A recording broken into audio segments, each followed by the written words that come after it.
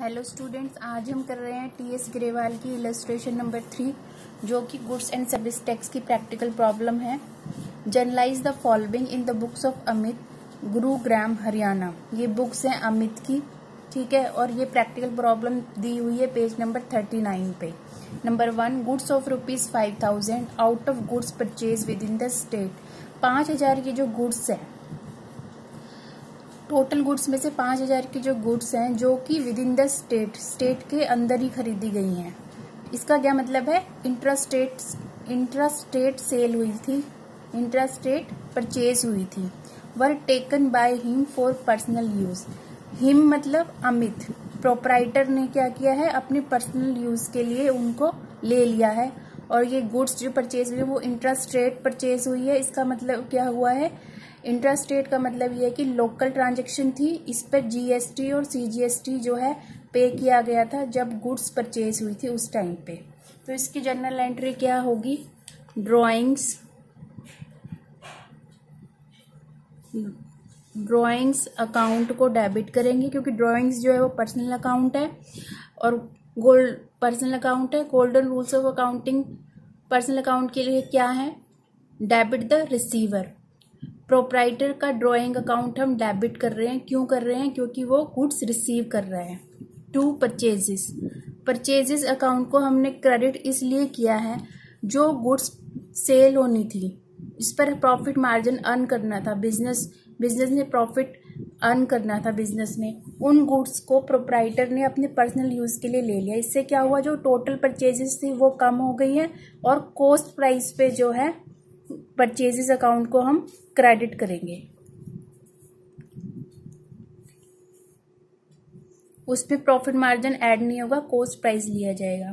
Profit margin तो जब add होता है ना, जब गुड सेल होती, बिजनेस प्रॉफिट अर्न करता उस केस में, इसलिए परचेज अकाउंट को हम क्रेडिट करेंगे कॉस्ट प्राइस से जो कि 5,000 है।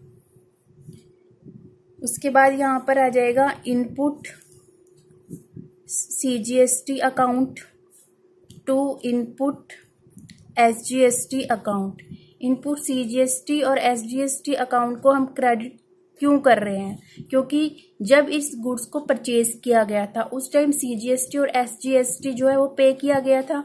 क्योंकि अब गुड्स जो है वो पर्सनल यूज के लिए यूज हो रही हैं, तो इस केस में क्या होगा, जो सीजीएसटी एसजीएसटी पे किया है उसको रिवर्स कर देंगे।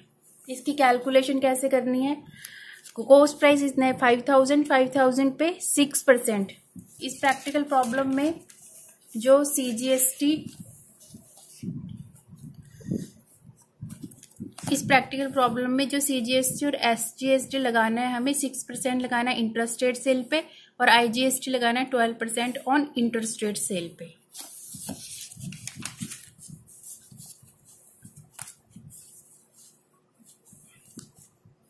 $5,000 वो कॉस्ट प्राइस हो गया, उस पर 6% जो है हम सीजीएसटी लगा देंगे, वो आ जाएगा 300। एसजीएसटी लगा देंगे 6%, हो जाएगा 300। 5,600 तो टोटल ड्राइंग का अकाउंट हो जाएगा 5,600, ठीक है। परचेज में कितना आएगा? 5,000। इनपुट सीजीएसटी में आएगा 300, इनपुट आईजीएसटी में आएगा 300 और ड्राइंग्स कितने की हो जाएगी? 5,600। Narration being goods withdraw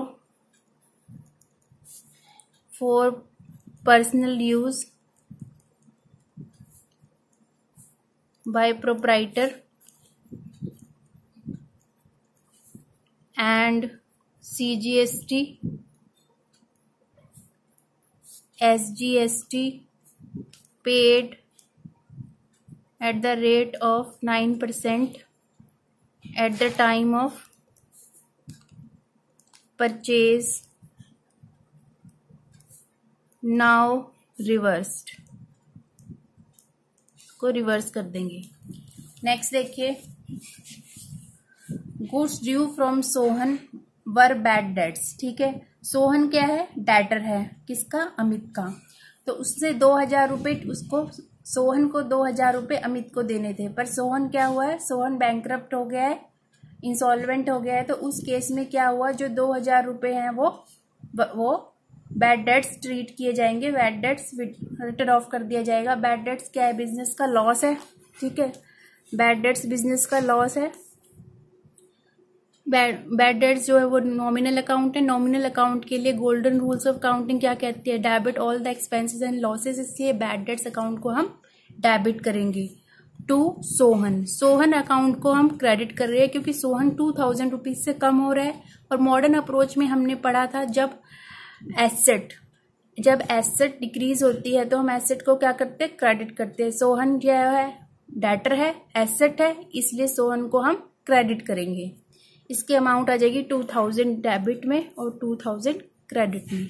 being the bad debts written of.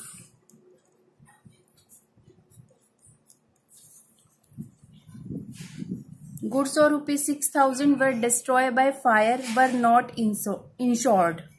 ठीक है, 6000 के गुड्स थे, उसमें वो जो है आग लगने की वजह से डिस्ट्रॉय हो गए, ठीक है। उसका इंश्योरेंस भी नहीं है। This goods were purchase from outside states. In goods को दूसरे स्टेट से खरीदा गया है। इसका क्या मतलब है? ये इंटर स्टेट सेल है। एक स्टेट से दूसरे स्टेट से खरीदा गया है तो कौन सा जीएसटी लगेगा? Integrated goods and service tax, IGST लगेगा।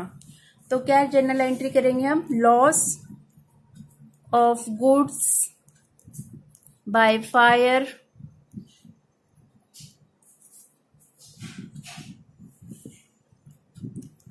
To purchases account to input IGST account. Loss of goods by fire जो है वो बिजनेस का लॉस है, नॉमिनल अकाउंट है। नॉमिनल अकाउंट के लिए गोल्डन रूल्स ऑफ अकाउंटिंग क्या कहती है? Debit all the expenses and losses. इसलिए loss of goods by fire को डेबिट किया है।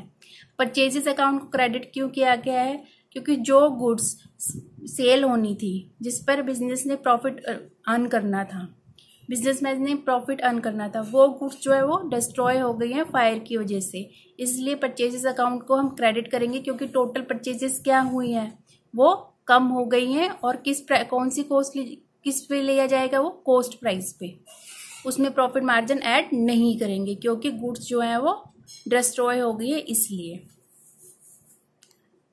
नरेशन आ जाएगी being goods destroyed by fire and IGST paid at the time of purchase now reversed। कैसे calculation करेंगे? गुड कॉस्ट प्राइस कितने? 6000, ठीक है। 6000 परचेज में आ जाएगा। उस पे हमने क्या कैलकुलेट करना है? IGST 12% से 720।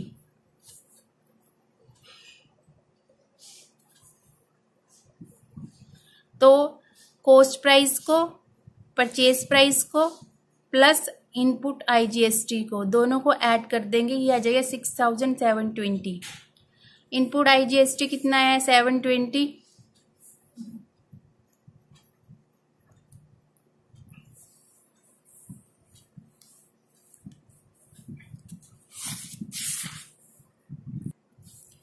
Paid ₹4000 in cash as wages on the installation of machine. ठीक है, मशीन के इंस्टॉलेशन पर 4000 के वेजेस इन कैश पे किए गए हैं। GST is not be levied. इस पे GST नहीं लगाया जाएगा। जब भी कोई मशीन इंस्टॉल की जाती है तो उस केस में क्या होगा? जो वेजेस पे होंगे वो क्या होंगे? वो कैपिटलाइज कर दिया जाएगा, ठीक है। उनको कैपिटलाइज कैसे करेंगे? क्या जनरल एंट्री होगी? Machinery account debit to cash account being wages paid on installation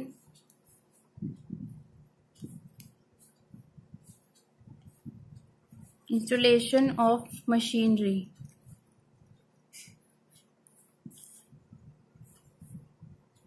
4,000 से डेबिट हो जाएगा, 4,000 से क्रेडिट हो जाएगा।